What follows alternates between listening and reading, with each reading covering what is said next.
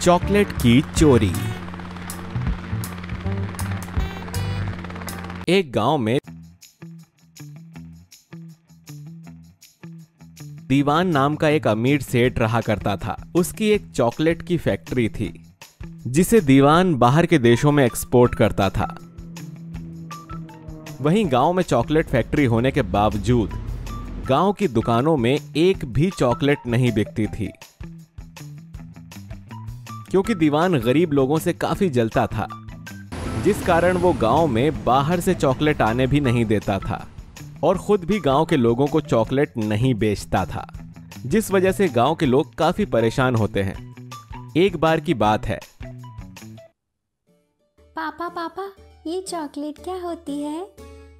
बेटी, सुना है वो मिठाई की तरह होती है, लेकिन बहुत ही स्वादिष्ट होती है। अच्छा पापा, तो आप मुझे चॉकलेट दिलाओ ना। वो गांव में जो चॉकलेट की बड़ी सी फैक्ट्री है, वहाँ तो ढेर सारी चॉकलेट बनती है, वहीं से ला दो ना पापा। बेटी, ये काम तो बड़ा ही मुश्किल है, लेकिन मैं कोशिश जरूर करूंगा। फिर रमेश दीवान की फैक्ट्री पर जाता है। साहब, मुझे मेरी बेटी के लिए चॉकलेट चाहिए थी। आपको जितने पैसे चाहिए मैं देने को तैयार हूँ, बस एक चॉकलेट दे दीजिए। तूने मुझे अपनी तरह भिखारी समझ रखा है क्या कि जितने पैसे चाहिए तू देगा? ये चॉकलेट अमीरों के लिए है, तुम भिखारियों के लिए नहीं मिलेगी कोई चॉकलेट। चल जा, भाग यहाँ से।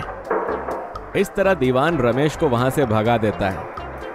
लेकिन बेटी की ख्वाहिश थी तो रमेश इतनी आसानी से कैसे मान जाता, जिस वजह से वो रात के समय चोरी से दीवान की फैक्ट्री में घुसकर चॉकलेट चुराने लगता है कि तभी वहां पर दीवान अपने आदमियों के साथ आता है।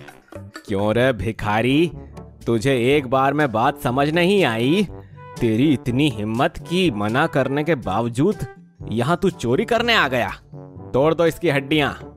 इसके बाद दीवान के आदमी रमेश को खूब पीटते हैं और उसे गांव में फेंक आते हैं। अगर किसी ने मेरी चॉकलेट फैक्ट्री में घुसने की हिम्मत की तो उसका भी यही हाल होगा। रमेश की बुरी हालत और दीवान की धमकी से गांव के लोग बहुत ही ज्यादा घबरा जाते हैं। वहीं शिवा नाम का एक आदमी था।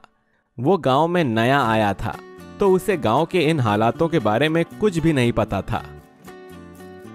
एक दिन शिवा का बेटा भी इसी तरह चॉकलेट खरीदने के लिए दीवान की फैक्ट्री के पास आता है। अंकल, मुझे भी चॉकलेट चाहिए, ये लो पैसे, एक चॉकलेट तो देना। बंटी की बात सुनकर दीवान उसे बहुत डांट लगाता है। फिर बंटी रोते हुए वहां से चला जाता है और शिवा के पास जाकर उसे सारी बात बताता है। कौन है वो आदमी जिसने मेरे बेटे को रुलाया? उसे तो मैं छोड़ूंगा नहीं। अरे भाई शिवा, तुम गांव में नए हो, तुम नहीं जानते, वो बहुत ही खतरनाक है, उससे पंगा मत लेना। फिर केवट शिवा को सारी बात बताता है। अरे वो कितना भी खतरनाक हो, मैं उसे छोड़ूंगा नहीं। ऐसे कैसे वो गांव वालों को सता सकता है? वहीं रात के समय शिवा चोरी से दीवान की फैक्ट्री में घुसता है और वहां की सारी चॉकलेट चुराकर फैक्ट्री के बाहर खड़े दीवान के हेलीकॉप्टर में रख देता है और वो हेलीकॉप्टर एक जगह ले जाकर जमीन में दफना देता है। वहीं अगले दिन दीवान जब फैक्ट्री में जाता है तो उसे वहां एक भी चॉकलेट नहीं दिखती, जिससे वो बहुत ही ज्यादा बौखला जाता है। हाँ, किसकी इतनी हिम्मत कि मेरी फैक्ट्री की चॉकलेट चुराई उसने? जो भी हो, उसे मैं छोड़ूंगा नहीं।